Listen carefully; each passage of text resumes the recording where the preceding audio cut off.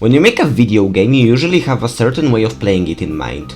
There are often cases where a game allows multiple playstyles. Occasionally players might find playstyles that developers would have never came up with on their own, and there are strategy games with millions of possible playstyles in mind. But often in games you can see developers trying to nudge you towards a specific style of playing, whether as a certain character or for the entire game. But how do you healthily encourage a playstyle? How do you drive your players into a specific way of playing without being too restrictive or discouraging? And why am I addicted to Risk Covering 2? These are all questions I'm gonna try to answer in this video.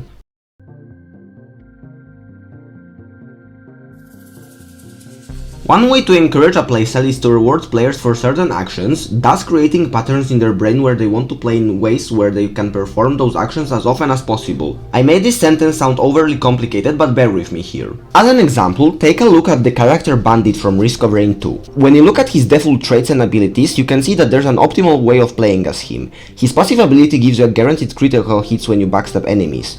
This already creates interesting playstyles about constantly trying to position yourself to maximize your damage. His default primary weapon is a shotgun that can deal big chunks of damage in short bursts at close range. His secondary ability is a short-range melee slash that inflicts a stacking debuff on crit that deals damage to enemies over time. And his special skill fires a high damage revolver shot that resets all skill cooldowns if it lands a kill. Combine that with his utility skill that allows him to turn invisible and move faster for a few seconds, you can start to see a pretty obvious efficient playstyle as Bandit.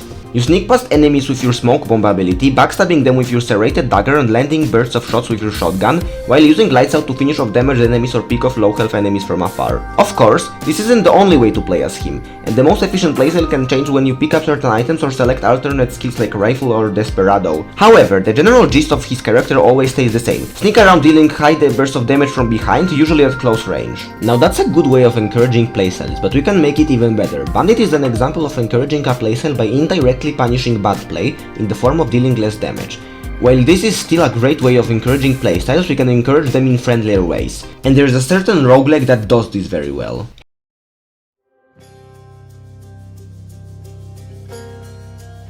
Hades is a game that encourages experimentation. This might sound like a bit of a stretch, but my friend told me it's a good idea, so I'm gonna explain it. Hades wants you to experiment with everything. The game features a quest system in the form of prophecies. A lot of set prophecies want you to try out everything from a certain set of upgrades, with a prophecy for each common boon for each Olympian god, every legendary boon, every duo boon, every Daedalus hammer upgrade on each weapon, etc. There's a prophecy for beating the game with every weapon, a prophecy for beating every possible pact of punishment condition, and way more examples I could list. Completing each prophecy rewards with valuable resources such as darkness, nectar, ambrosia, gemstones, diamonds, or titan blood. The point is, Hades wants you to experiment. It gives you rewards for going out of your way to try out upgrades, weapons, and playstyles you could have otherwise not thought of trying out.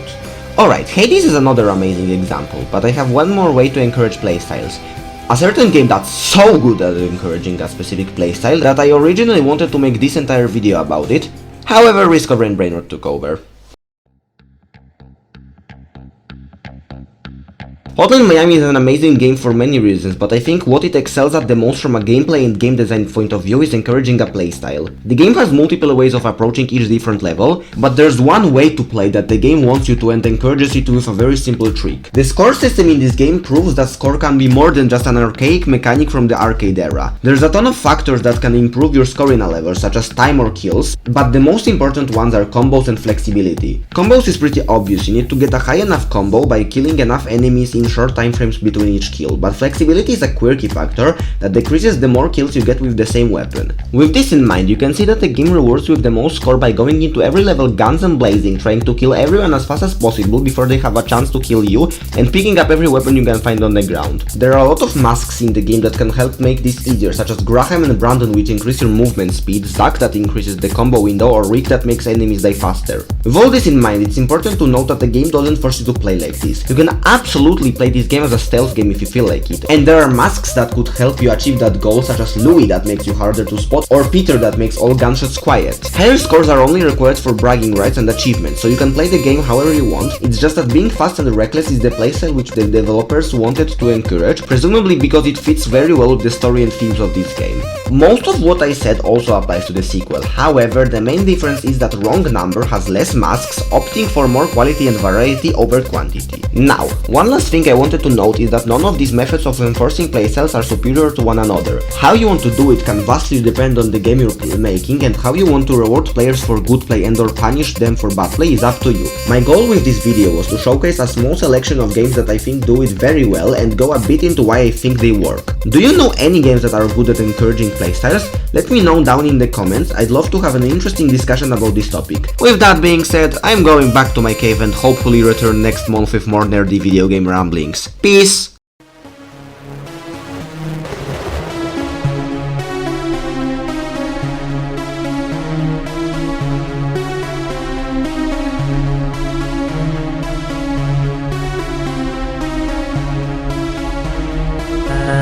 Oh yeah, also happy 2024!